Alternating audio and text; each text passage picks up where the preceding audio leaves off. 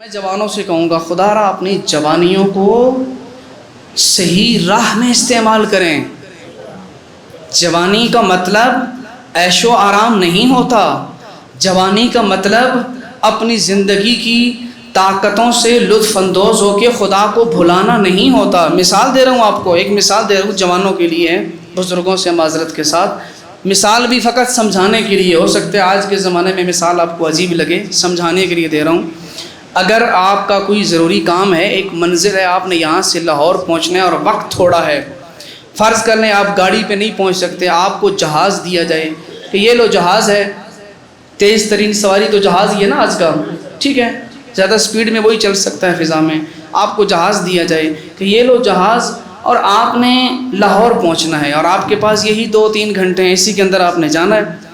تو آپ کیا کریں گے؟ اب بندہ کیا کرے گا؟ ایک ایسا بندہ جس نے جہاز کبھی صحیح طرح چلایا بھی نہیں ہے، اب وہ 2-3 گھنٹے تو اس کو چیک کرتے ہوئے گزار دے گا کہ یہ آن یہاں سے ہوتا ہے، اس کا باقی سسٹم یہ ہے، کمپیوٹرائز سسٹم یہ ہے، اس کو یہاں سے ہینڈل کیا جاتا ہے، اس کو یہاں سے ہینڈل کیا جاتا ہے، تو آپ کا پورا وقت اس کو چیک کرنے میں گزر جائے گا اور آپ اپنی منزل تک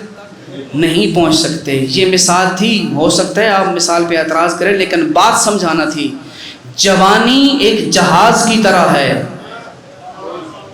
جس کی طاقت سے تم جلدی پرواز کر کے خدا تک پہنچ سکتے ہو، لیکن اگر تم نے اپنی جوانی کی طاقتوں کو ٹیسٹ کرتے ہوئے گزار دی تو کبھی خدا تک نہیں پہنچ سکو گے۔ جوانی سے پہلے جوانی کے فرائض سمجھو۔ دیکھیں اکثر لوگ سوال کرتے ہیں نا سوشل میڈیا پہ، ایک بچہ ایک جوان سوال کر رہا ہوتا ہے اور سوال وہ ایسا کر رہا ہوتا ہے جو اسے بالغ ہونے سے پہلے پتہ ہونا چاہیے۔ بھئی ایک 40 سال کا جوان اگر آپ سے سوال کر رہا ہے کہ میں نے غسل جنابت کیسے کرنا ہے، تو دھچکے والی بات نہیں ہے۔ بھئی 40 سال کی ایج میں ایک بندہ آپ سے پوچھ رہا ہے کہ میں نے واجب غسل کیسے کرنا ہے، تو 39 سال اس نے کیسے گزار دیے ہوں گے؟ اس کی عبادات، اس کی نمازیں، اس کے دیگر اعمال۔ اس کا مطلب یہ ہے کہ جب آپ نے بالغ ہونا ہے، یہ سوال کا جواب آپ کو 15 سال سے پہلے پتہ ہونا چاہیے۔ اگر ایک جوان جس کو 15 سال کے عرصہ ہو گیا اور اس کو اپنے واجبات کا، اپنے وضو اور غسل کا پتہ نہیں کیا، اس کو نہیں علم اپنے غسل اور واجبات کا، تو مجرم اس کا وہ باپ ہے کہ جس نے اس تک یہ حقیقت نہیں پہنچائی، جس نے اس کو دین کی تعلیم نہیں دی۔ خدا را ان زندگیوں پہ رحم کرے۔ جوانوں کو کہوں گا اپنی جوانوں کو فضولیات میں ضائع مت کریں، اور بزرگوں کو کہوں گا خدا کے لیے اپنے بچوں کو سپاہی بنائیں امام زمانہ کا۔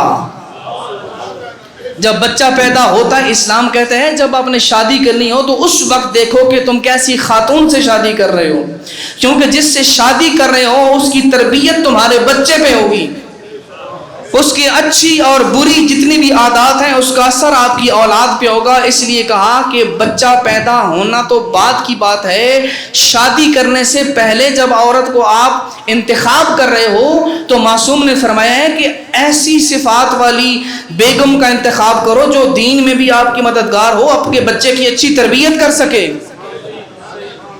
تو ہم نے